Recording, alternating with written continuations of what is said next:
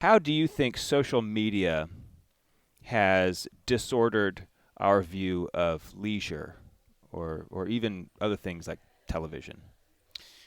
So you know, television has had that effect a little bit, but it's not nearly as bad as social media because television is can be a legitimate form of leisure Yeah, as long as it's not. If you're watching it 7 hours a day, that's a problem. If you're watching trash TV, that's a problem. But you can sit down and watch something on TV that has it could have artistic value, so that's sure. perfectly valid.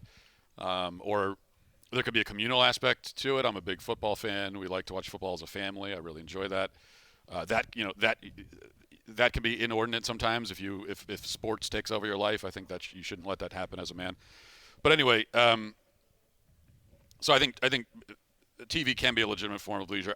I think social media really can't be. I think, and again, I say this as someone who I do my job exists in large part on social media, or at least that's a major tool of my trade. Hmm. Let's say. Um, So I'm not saying that it's intrinsically immoral to ever go on Sure. social media, of course, but um, I will say if that's your number one if that's your number one leisure activity, then I think there's a problem Yeah. because I mean, what are you doing on social media?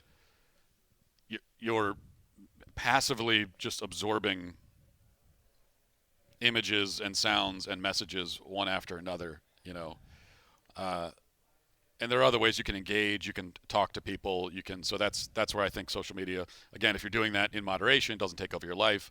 I Right. think that's where social media can have a real value. You can connect with people who are interesting. You can engage with interesting ideas. So all that is good, and that's what I try to use it for. But I think where it's like the thing in the waiting room where it's just this.